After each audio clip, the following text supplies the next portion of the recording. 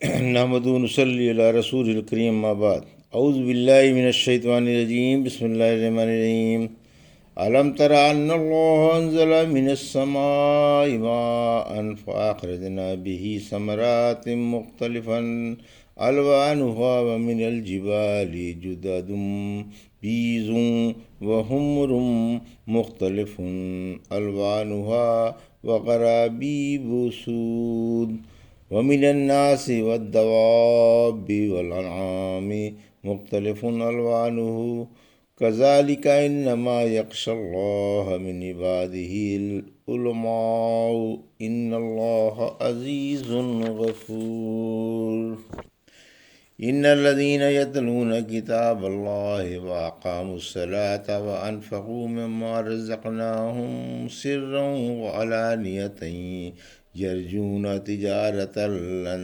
تبور ليوفيهم أجورهم ويزيدهم من فضله إنه غفور شكور والذي أوحينا إليك من الكتاب هو الحق مصدقا لما بين يديه إن الله بعباده لخبير بصير۔ ابھی آپ نے سورہ فاطر کی آیت 27 سے 31 کی تلاوت سماعت فرمائی۔ ان آیتوں کا ترجمہ اور تفسیر اس طرح ہے۔ علم تری ان اللہ انزل من السماء ماء فاخرجنا به ثمرات مختلفا الوانها ومن الجبال جدد بیض وحمر مختلف الوانها وغرابیب سود۔ آیت 27۔ ومن الناس والدواب والانعام مختلف الوانه كذلك انما يخشى الله من عباده العلماء ان اللہ عزیز غفور۔ آیت 28۔ ترجمہ: کیا آپ نے دیکھا نہیں کہ اللہ نے آسمان سے پانی اتارا، پھر اس سے مختلف رنگ کے پھل پیدا کیے، اور بعض پہاڑوں میں مختلف رنگوں کی سفید و سرخ گھاٹیاں ہیں اور بعض سخت سیاہ ہیں۔ اسی طرح بعض انسان چوپائے اور جانور مختلف رنگوں کے ہیں۔ اللہ سے اس کے علم والے بندے ہی ڈرتے ہیں۔ یقین مانو اللہ بڑی عزت والا اور بڑا ہی بخشنے والا ہے۔ یہ تھا ترجمہ سورہ فاطر کی آیت 27 اور 28 کا تفسیر۔ قدرت کی ہمگیری اور کمال کا بیان۔ آیت 27۔ اللہ اپنی کامل قدرت کی طرف توجہ دلا رہا ہے کہ اس نے طرح طرح کی رنگ برنگی چیزیں ایک ہی چیز سے پیدا کیں، یعنی پانی سے، جس کو وہ آسمان سے اتارتا ہے، اس سے مختلف رنگوں کے پھل پیدا فرمائے، جیسا کہ ہم مختلف رنگوں کے پھلوں کا مشاہدہ کرتے ہیں۔ پھر نہ صرف رنگ ہی مختلف ہیں بلکہ شکلیں، ذائقے اور خوشبوئیں بھی مختلف ہیں۔ سورہ رعد کی آیت 4 میں فرمایا، اور زمین پر آپس میں ملے جلے کھیت ہیں اور انگوروں کے، اناجوں کے اور کھجوروں کے باغات ہیں۔ بعض کھجوریں ایک تنے والی ہیں اور بعض کے اوپر جا کر 2 تنے ہو جاتے ہیں۔ ان سب کی ایک ہی پانی سے آب پاشی ہوتی ہے، مگر ہم نے بعض کے پھلوں کو بعض پر فوقیت دے دی ہے۔ یقیناً اس میں سمجھنے والوں کے لیے بڑی بڑی نشانیاں ہیں۔ اسی طرح رنگ برنگ کے پہاڑ پیدا کر دیے، جیسا کہ دیکھنے میں آتا ہے کہ کوئی سفید ہے اور کوئی سرخ، اور بعض پہاڑوں میں مختلف رنگوں کی گھاٹیاں بھی ہیں۔ آیت 28۔ اسی طرح انسان و حیوان بھی مختلف رنگوں کے ہیں۔ بربری، حبشی وغیرہ بہت کالے ہوتے ہیں اور ثقلمی اور رومی بہت گورے۔ عرب درمیانی ہیں اور ہندوستانی ان کے قریب قریب ہیں۔ اسی وجہ سے دوسری آیت میں فرمایا، سورہ روم کی آیت 22 میں، اور اس کی نشانیوں میں سے تمہاری بولیوں اور رنگوں کے اختلافات بھی ہیں۔ یقیناً اس میں جاننے والوں کے لیے بڑی بڑی نشانیاں ہیں۔ اسی طرح جانور مختلف رنگوں کے ہیں، یہاں تک کہ ایک ہی جنس میں، بلکہ ایک ہی نوع میں، بلکہ ایک ہی جانور میں مختلف رنگ ہوتے ہیں۔ اللہ جو بہترین پیدا کرنے والا ہے، برکت والا ہے۔ اللہ سے علماء ہی ڈرتے ہیں۔ پھر فرمایا کہ اللہ سے جو ڈرنے کا حق ہے اسے اللہ کے علم و معرفت والے بندے ہی ادا کرتے ہیں۔ اللہ کی جس قدر معرفت بڑھی ہوئی اور کامل ہوگی، اس قدر انسان اس سے زیادہ ڈرے گا۔ جن کو اس بات کا یقین ہے کہ اللہ ہر چیز پر قادر ہے، وہی اس سے ڈرتے رہتے ہیں۔ علم والا وہ ہے جو مشرک نہ ہو، اللہ کی حلال و حرام کی ہوئی چیزوں کو حلال و حرام سمجھے، اس کے احکام یاد رکھے اور اس بات کا یقین رکھے کہ وہ اللہ سے ملنے والا ہے اور اس سے اس کے عملوں کی باز پرس کی جائے گی۔ اللہ کا خوف انسان کے اور گناہوں کے درمیان حائل ہو جاتا ہے۔ اگر کسی کے اندر یہ کیفیت پیدا ہو جائے، وہی اللہ سے ڈرنے والا ہے۔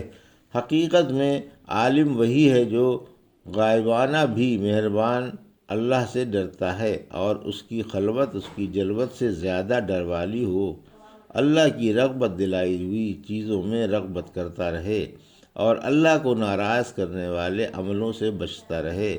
چرب زبانی اور باتوں کی کثرت کا نام علم نہیں ہے، بلکہ علم کثرت خشیت الہی ہے۔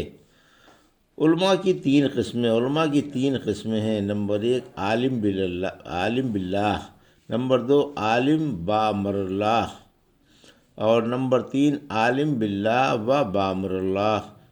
عالم باللہ عالم بامر اللہ نہیں ہوتا، اور عالم بامر اللہ عالم باللہ نہیں ہوتا۔ عالم باللہ و بامر اللہ وہ ہے جو اللہ سے ڈرتا ہو اور حدود و فرائض کا عالم بھی ہو۔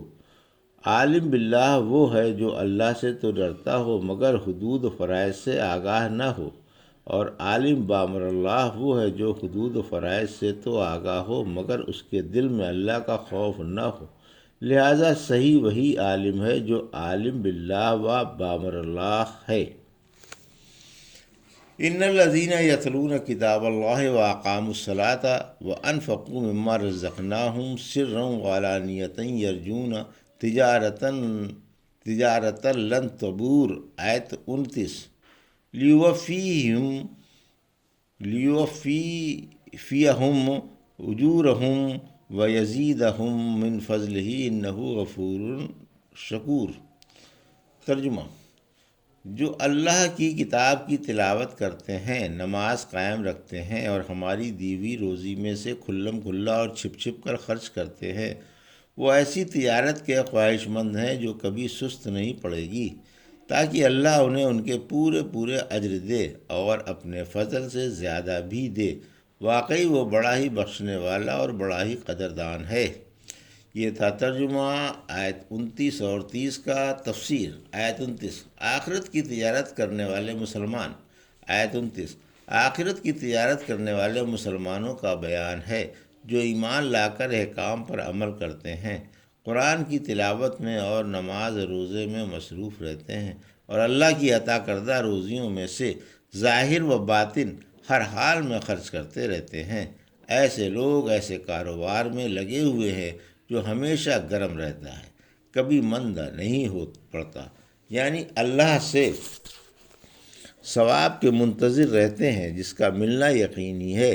ہم نے شروع تفسیر میں فضائل قرآن کے بیان میں بتایا ہے کہ قرآن صاحب قرآن سے کہے گا کہ ہر تاجر اپنی تجارت کے پیچھے ہے اور تو آج تمام تجارتوں کے پیچھے ہے، یعنی تیری تجارت میں دین و دنیا کی تمام خیر و برکتیں سمٹ آئی ہیں۔ آیت 30: اسی وجہ سے حق تعالیٰ نے فرمایا کہ انہیں ان کے عملوں کا پورا اجر ملے گا اور مزید انعامات بھی جن کا تصور بھی نہ تھا۔ یقیناً اللہ لوگوں کے گناہ معاف کرنے والا ہے اور ان کے تھوڑے سے عملوں کا کافی قدردان ہے۔ والذی اوحینا الیک من الکتاب هو الحق مصدقا لما بین یدیہ ان اللہ بعبادہ لخبیر بصیر، آیت 31۔ ترجمہ: اور ہم نے جو کتاب آپ پر وحی کے ذریعے اتاری وہ ایک سچی کتاب ہے اور اگلی کتابوں کو بھی سچا بتا رہی ہے۔ یقیناً اللہ اپنے بندوں سے بڑا ہی خبردار ہے اور انہیں خوب دیکھنے والا ہے۔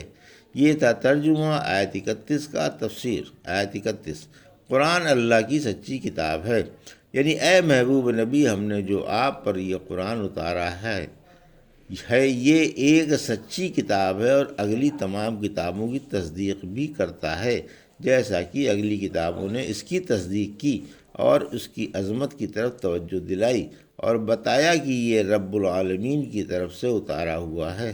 اللہ اپنے بندوں کے حالات سے خوب خبردار ہے کہ کون دوسروں پر فضیلت دیے جانے کا مستحق ہے اور کون نہیں۔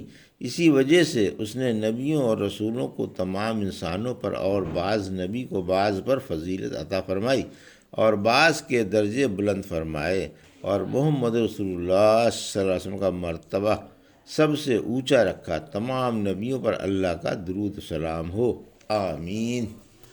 یہ تھا سورہ فاطر کی آیت 27 سے 31 کا ترجمہ اور تفسیر جو بھی آپ نے سماعت فرمائی۔ بارک اللہ لی و لکم فی القرآن الحکیم و نفعنی ایاکم بالآیات الذکر الحکیم۔